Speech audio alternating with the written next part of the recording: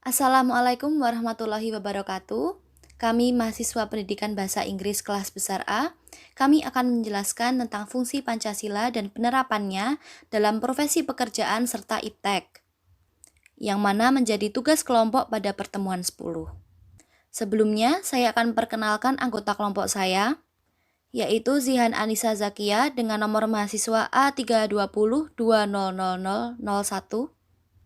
Kemudian Yesika Ayu Septianingrum dengan nomor mahasiswa A320200007. Rizky Dwi Maulina dengan nomor mahasiswa A320200028. Dan saya sendiri yaitu Farla Syifa Zahra dengan nomor mahasiswa A320200037. Terdapat beberapa pembagian subbab. Yang pertama tentang materi, yaitu berisi fungsi Pancasila dan penerapannya dalam profesi pekerjaan. Yang kedua, profesi apoteker, yaitu penerapan Pancasila dalam profesi apoteker.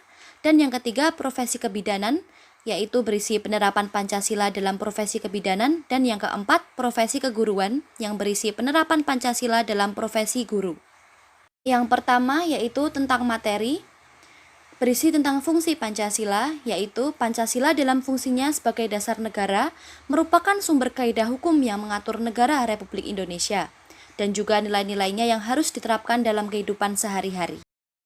Profesi apoteker.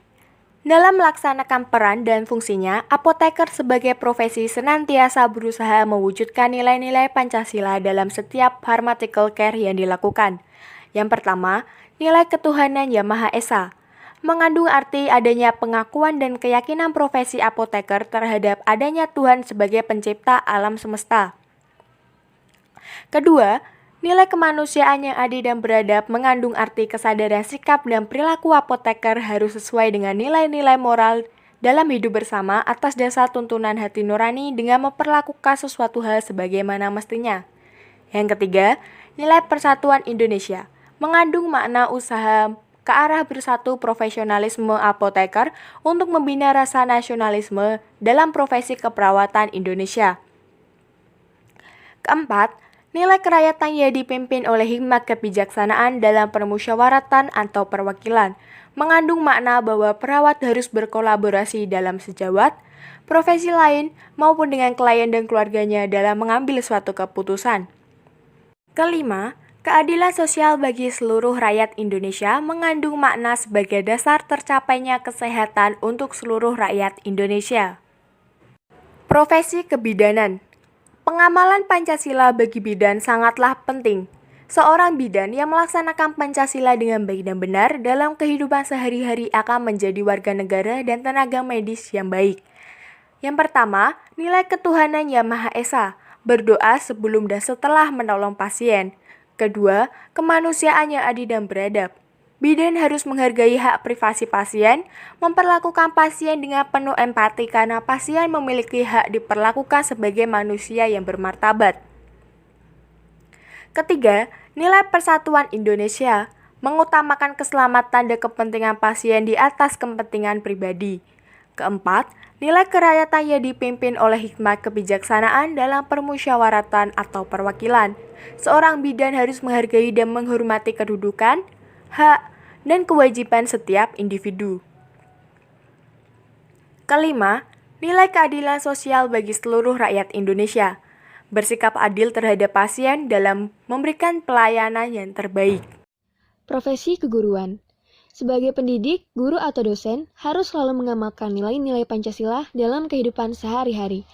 Perilaku harus berpedoman kepada Pancasila, karena Pancasila berperan dalam membentuk sikap sebagai seorang pendidik. Pancasila sangatlah berperan besar terhadap profesi pendidik di masa yang akan datang. Pertama, nilai ketuhanan Yang Maha Esa.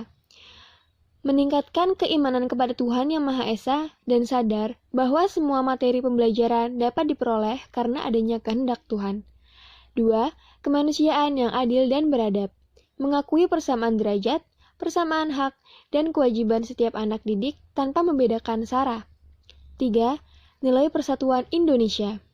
Menumbuhkan rasa cinta terhadap profesinya. 4. Nilai kerakyatan yang dipimpin oleh hikmat kebijaksanaan dalam permusyawaratan dan perwakilan. Seorang guru harus menghormati dan menghargai kedudukan hak dan kewajiban setiap anak didik. Nilai keadilan sosial bagi seluruh rakyat Indonesia. Bersikap adil dalam bersikap saat mengajar setiap anak didik. Kesimpulan dan pengaruh pada IPTEK. Pancasila merupakan satu kesatuan dari sila-silanya harus merupakan sumber nilai, kerangka berpikir, serta asas moralitas bagi pembangunan ilmu pengetahuan dan teknologi. Oleh karena itu, sila-sila dalam Pancasila menunjukkan sistem etika dalam pembangunan IPTEK, yaitu yang pertama, sila ketuhanan yang Maha Esa, mengimplementasikan ilmu pengetahuan, mencipta perimbangan antara rasional dengan irasional, antara akal, rasa, dan kehendak.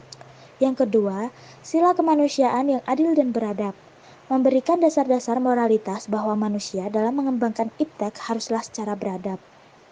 Yang ketiga, sila persatuan Indonesia, memberikan kesadaran kepada bangsa Indonesia bahwa rasa nasionalisme bangsa Indonesia akibat dari sumbangan IPTEK.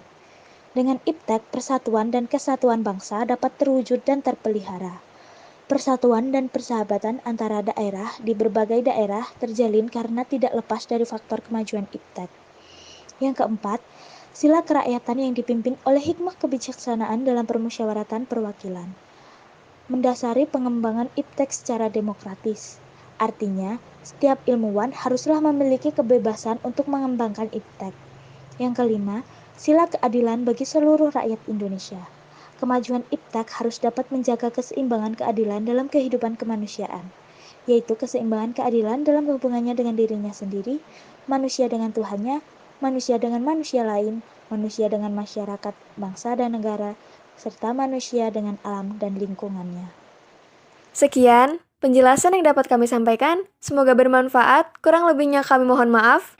Kami pamit. Wabillahi taufiq walhidayah. Wassalamualaikum warahmatullahi wabarakatuh.